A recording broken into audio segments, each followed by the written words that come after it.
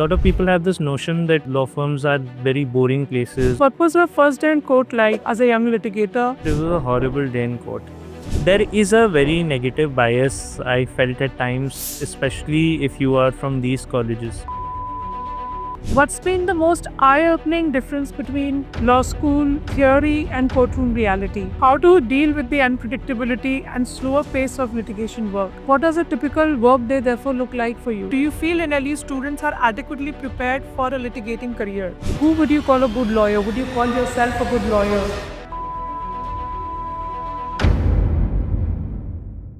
Good evening, everyone.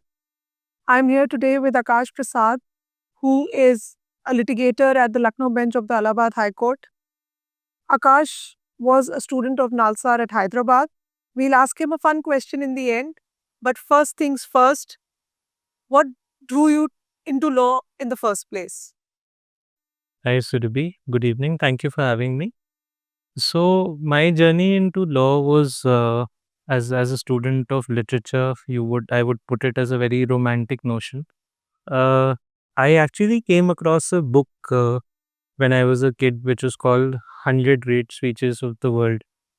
And when that was my grandfather's book, and I realized more than 80% of the books, of the speeches were actually made by people who had a formal law degree. So that very idea that words are enough to change the course of history was what got me fascinated to join and pursue law. That's where the journey began, and by 11th or 12th, I was very, very clear that this is something I want to do. And I, right after class 12, I appeared for the exams. I was lucky enough to get through, and I became a lawyer. So, uh, going in for a formal law degree was also not as much in fashion then when you must have begun, and even less so getting into litigation. So, did you always plan to get into litigation because your college still fames itself as the highest, as the college which places students into the corporate sector, has the highest placements across the country? So, Yeah. two very unusual things for a person then. Yes, actually, I think we were living in different times. So the whole idea, and that I speak for most of my batchmates and a lot of people who joined law. For example, joined law school in 2004.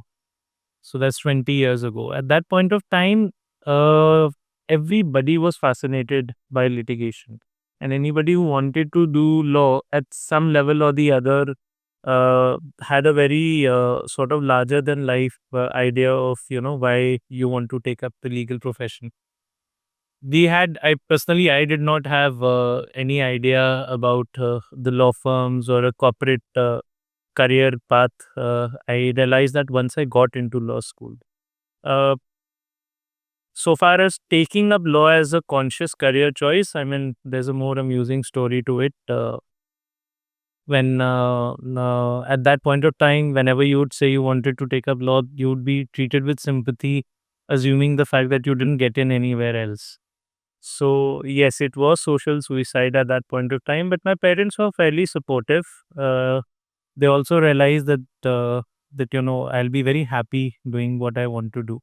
So that's why I took up law. It's only late that I see that most of the national law colleges are focused more on corporate and law firm culture. That began to change when we were there, but now it's almost set in stone. So, was there ever a corporate dream or a route that you chased? Did you ever venture into that area at all? So I did take up corporate internships. I did take up internships in law firm, but my motivation was very different because I was very, very clear I wanted to go into litigation. I wanted to experience this, so I did not have any regrets later as to what I'm missing out. Uh, I would say, however, that I was pleasantly surprised that law firm work can be intriguing. And like any vertical of our profession, especially, a lot depends on the teams and the mentors you're working with and the kind of matters and cases you get. So a lot of people have this notion, and I'm speaking this as a litigator. A lot of people have this notion that law firms are very boring places, and all you got to do is transactional work. But some of the work is cutting edge. You get to work on a lot of different kinds of matters. Get to work on a wide variety of transactions of legal disciplines you would not necessarily be exposed to as a litigator. So I had my fun doing this, but in the end, I was very clear what I wanted to do. So, which is why I chose litigation. So, was there ever pressure from family or peers because you were entering litigation, which is not a structured paying job, or wasn't then? Uh, there was no pressure, but there were a lot of joke about value in the marriage market. Uh, uh, but yes, those questions do sort of factor in at that point of time that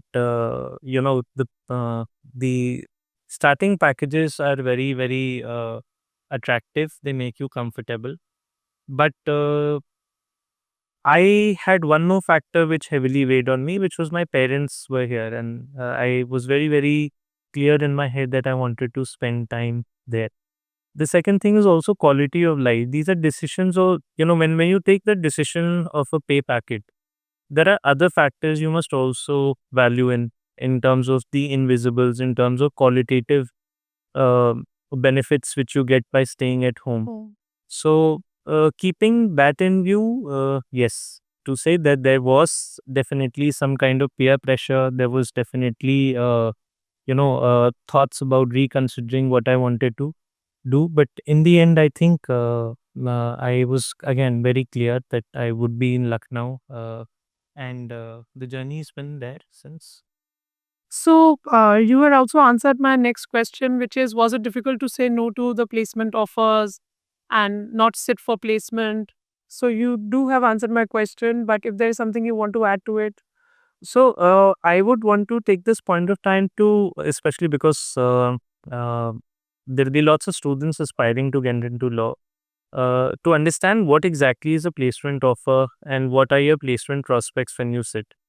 So you must not understand placement offer as merely a PPO given by a law firm, right? Uh, I, for example, also had in mind that I wanted to pursue my LLM at that point of time.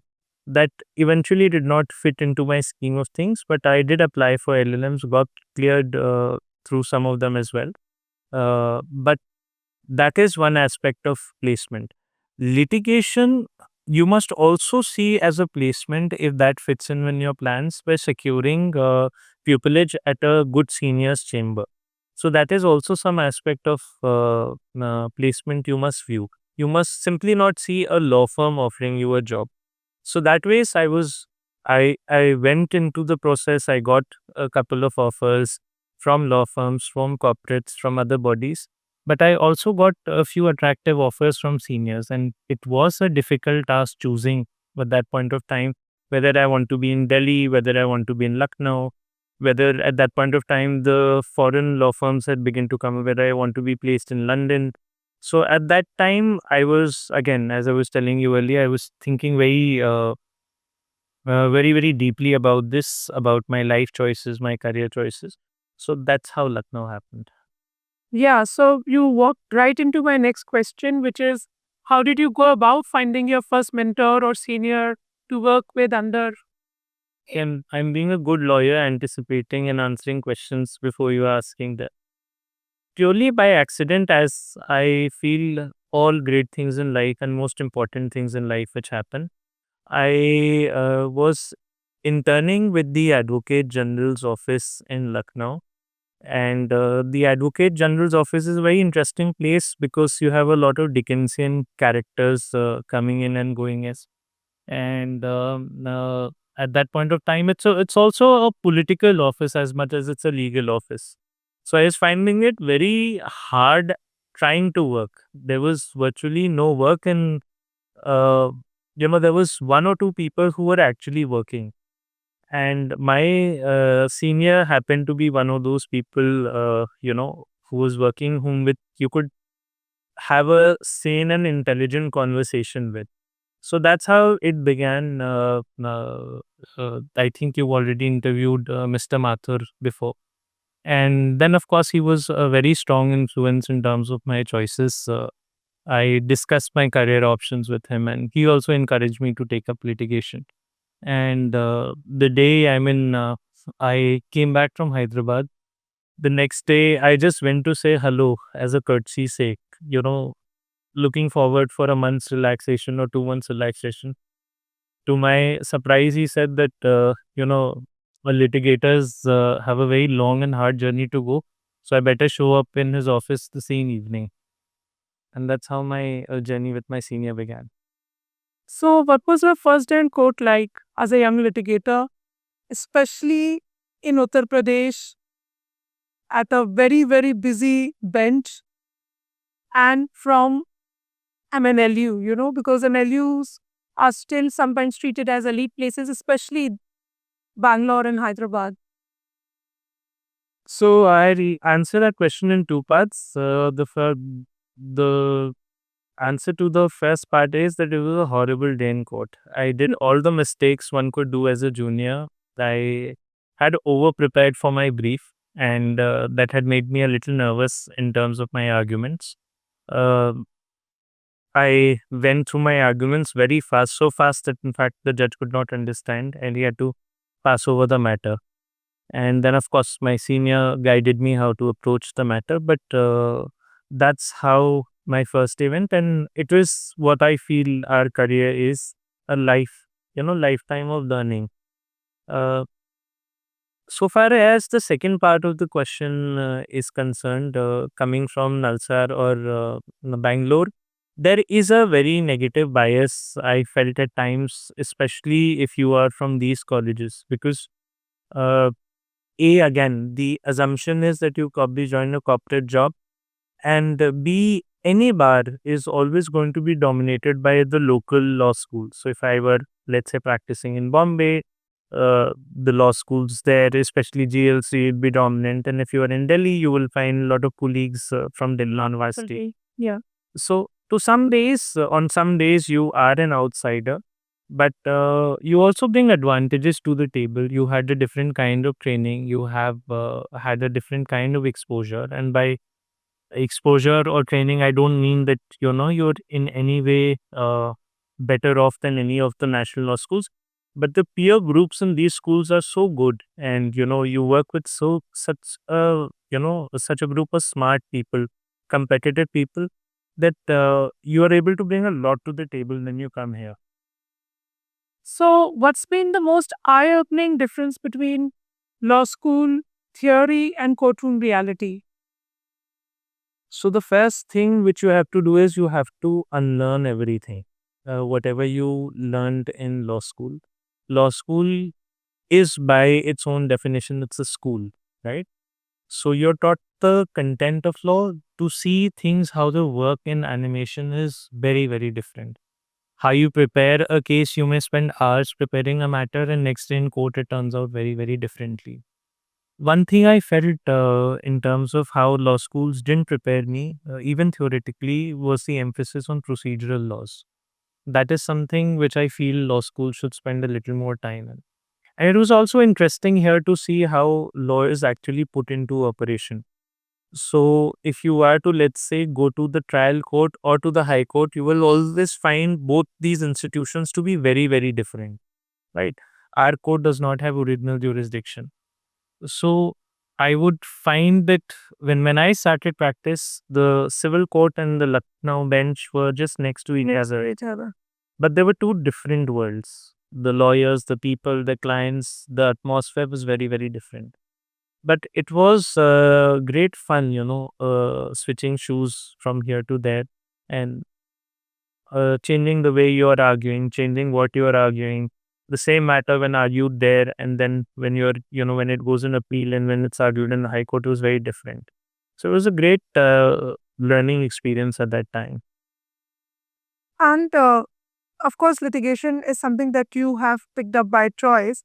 So, how do you deal with the unpredictability and slower pace of litigation work, if it applies to you, that is? So I love the unpredictability.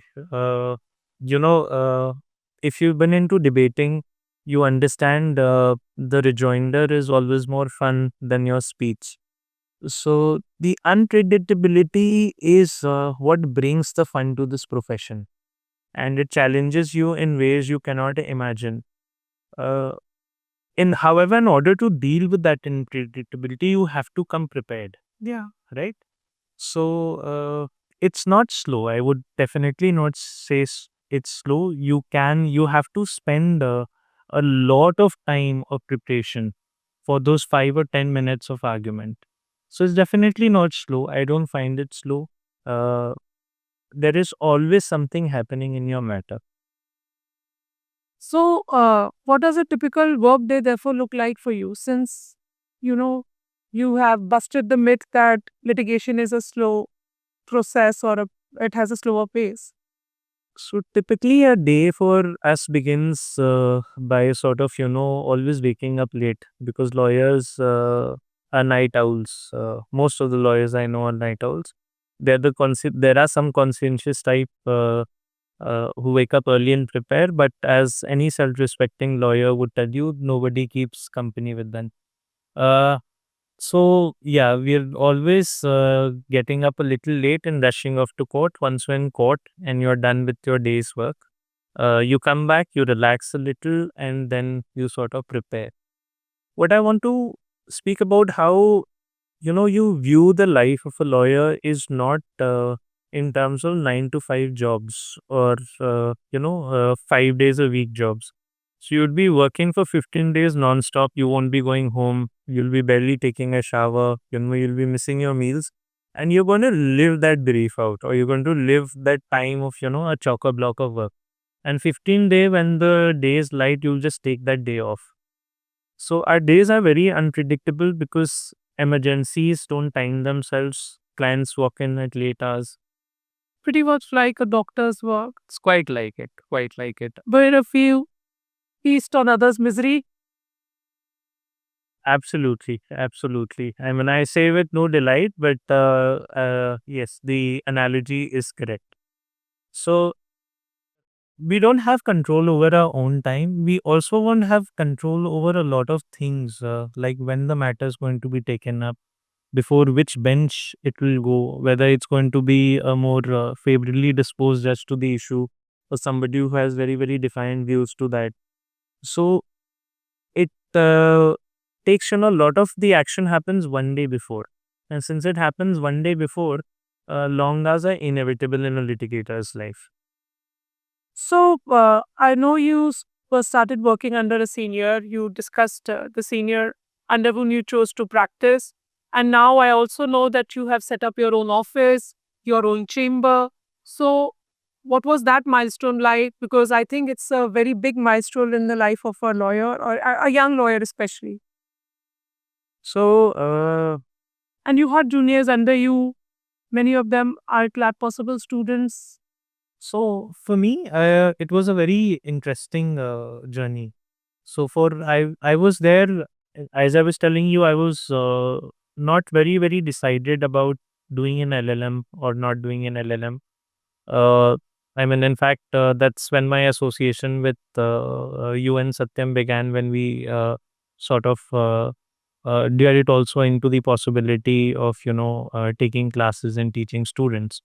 I was looking at several options for some period of time, for a year or two.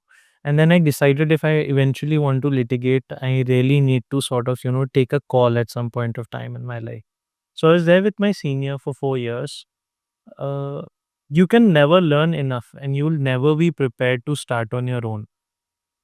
But at the end of the fourth year, I realized that, if this is what I want to do, I must sort of start on my own. I can start with the smaller cases, I can start with the less popular areas of law, and then build up something over a period of time. So it begins with most lawyers as a part of the house is just given to you. This is the shabbiest part of the house, right? Where all the unwanted furniture is kept. So I was using one of the rooms as basically so-called consultation room, and I would write out these, notices and you begin to sort of deal with, aunties and uncles who don't want to pay their lawyers typical fee, and therefore they've come to you. So that's how it began for me. And then I started getting a lot of references from my batchmates and schoolmates who typically would have something they would want to do in Lucknow, or some kind of work they wanted in UP. And from there, I mean, these were opportunities to learn. They were not paying briefs. Some of them were, briefs where you ended up spending more in costs from your own pocket. Yeah. But that gave us the confidence to sort of learn. I was, by myself for 2 or 3 years, and then colleagues happened to sort of notice me in court and wanted to join me. I mean, so many of them, as I'm grateful, is that, Clyde Possible had a ready cadre to come and work alongside me. And some of my best colleagues have been from Clyde Possible. So in 2015 or 16, our chamber practice grew. And at one point of time, we had 9 to 10 colleagues in the office. In 2022, because of the changing environment in law, we changed into a law firm. And we are one of the city's only full service law firms which do a wide variety of work. So, all this happens. I mean, there's no way in which you can predict your journey, and everybody's journey is different. This has been my journey so far. So Akash did, sort of mention about association with Glad Possible. In fact, I would like to share this with all our young aspirants and, of course, all the students who have been taught by Akash during the time period where he was looking at academics and joining an NNM. So Akash has given us our name, Glad Possible. So all the batch names, all the names that we are using from RTQ to uh, correspondence material, and those beautiful black books that all of you are reading, the books that you love so much, the legal books that you carry with you to law school and study from them in first year, and call me up and tell me, ma'am, we're using these books only, are written by Akash Prasad. You can check them still. They have his name, they have his law school, and that's the man here for you. So, we were lucky for a few years, couple of years, that Akash was considering an LLM. I think typically in the US, where teaching, of course, pays off a lot. So, that's for all our viewers here. And that brings me to my next question. Uh, because you have seen both sides of the table, do you feel NLE students are adequately prepared for a litigating career? Or if not, then what is missing in their training? Okay. So, the short answer to that is no, right? Because the atmosphere is, especially now, the expectation is, I had the opportunity to address one of the Clyde Possible sessions a couple of years ago, where somebody spoke at, and I mean, the best way to start a conversation is like you started, right? What inspires you to get into law, and what inspires you that you want to work with X or Y? And there was this girl, and I was very impressed that she said that I want a placement from this firm in this team. And for me, those names when I was in law school would have sounded like a jewelry or a sweet shop store. That's how law firms sound like. So, right. But this was such a focused candidate who was very, very clear what she wanted to do with her life. So, the expectation of a student coming in there is that she or he wants to get a good placement. Uh, in fourth and fifth years, you have these internship placement committees and recruitment committees which are formed. Again, the focus of them is to make sure that you get placed in all these law firms. The courses tend to be that way. The focus is in making sure that that statistics of 100% placement is met. So the content, the I would say the lifestyle in a law school, especially the top NLUs, is very focused towards the direction of the law firms.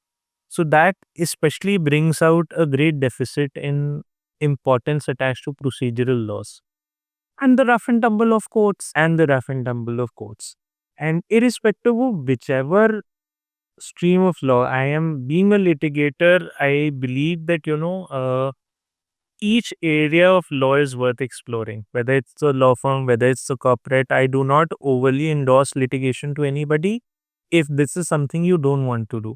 But you must experience and sample everything. Like I was telling you earlier, I was very clear I wanted to go into litigation, but I did take up opportunities of, interning in different law firms and corporates because anywhere you are, you need to have a wholesome and experienced personality.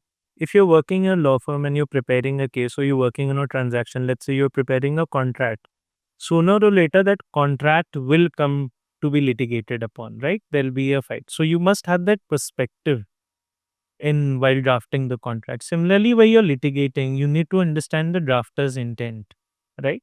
So that kind of wholesome understanding is something which is required in law schools. I find that, we don't have that kind of importance attached to exposing a person to litigation or procedural laws in different law schools. What is the biggest myth about litigation that pervades law students or fresh graduates and that you saw got busted because now you are many years into practice? Uh, that's a good question. So when I came into law, I realized that one thing which we are told about is that, it's a very conservative profession. It's a very old fashioned profession. It works very, very slowly. But it is, and like any other area of work, it's a human run institution, and we are not oblivious to how things change. So, for example, one thing which I realized is that we have a lot of restrictions on our advertisement, right? Yeah. How lawyers are to. But lawyers have to have a very, very busy social life. That's how lawyers tend to sort of, advertise. You're supposed to go to every wedding, you're supposed to go to every social institute. The idea is simply to let people know that you're practicing law. So what I had foreseen myself was that, this idea that I'll have a cup of coffee, sit in my room, and, I'll keep on sort of going through these tomes till the morning and then go and make a beautiful argument in court. But you have to also lead a very, very active social life in order to be a successful lawyer. That is something which I, was a myth which broke. So when you expect most lawyers to be introverts, were bookish, like I had expected them to be, that's not true. So, has your journey so far changed your views on success of what it means to be a good lawyer? Who would you call a good lawyer? Would you call yourself a good lawyer? That's not for me to answer. I think that's for the clients to answer, especially, but don't ask them that question after I send them the bill. Uh, my perception of success has changed. Yes, because and that's not nothing to do with the law. My journey, I think it's just a question at what stage of life you want to ask the person that question. So when I got into law, for example, my primary motivation was to become a successful lawyer and improve my craft and make a name for myself. But as time passes, you realize that you also owe the society a lot. Uh, for me, I am very, very motivated at this point in part of my life to do something more meaningful for animals. Yeah, so that is something where I see my journey will head in some direction. So success for me will maybe mean that if I'm able to leave that kind of legacy which has helped somebody more rather than leaving my own name. So, do you see your litigation practice changing or evolving in light of the fact that uh, a lot of your priorities have changed? Yes, it does because any cause you want to pursue does require some demands of your time and a lot of demands on your energy. So that kind of practice or that kind of causes has begun to reflect in the work we do. We take a lot of pro bono work in terms of animal cruelty matters. We try and help and work with organizations who are working or espousing these causes. I worked as amicus on a few animal human conflict matters. So yes, it does take up more of my time, but the idea is to do something larger and more meaningful. Maybe I would be happy to work with some PILs on animal welfare in the time to come. So, all the animal lovers, you know where to look. If you could change one thing about the legal profession in India, what would it be? So, as I would have loved to say hygiene, because courtrooms are not the most hygienic places one would visit, but that's on a lighter note. But it does raise a more serious issue about how our physical infrastructure exists. You see the kind of chambers lawyers sit in, especially in lower courts, even in high courts. Lawyers apply for positions for chambers, and it takes years before they're allotted one. So I would want better facilities for lawyers and especially the judges in the lower courts. Some of them sit in very, very shabby courtrooms. We don't even have, the basic amenities any office would have. They're overworked, they're overburdened, they don't have the necessary staff, like they often have to type their own judgments, right? This also contributes, by the way, to the immense delay we see in our system. Certainly. So I feel that we need to get our priority rights, and we need more investment in the physical infrastructure of our courtrooms in the country. What is the one last message you would like to give to all the law aspirants out there and also the multitudes of students in law schools? So, I mean, this is something which I always told everybody. Why they want to do law is an important thing. Don't do law because your dad told you so. Don't do law because your girlfriend is wants you to become a lawyer. Don't do law because you think it's cool to do law. Do law simply because you have a hunch you're going to do well. Do law if you feel that this is something you're going to enjoy. And for most of you, how you come to that decision, it's important. So look at how you stand right now. Are you a person who enjoys reading, which is something which you will do all your life? Writing, communicating, interacting, speaking.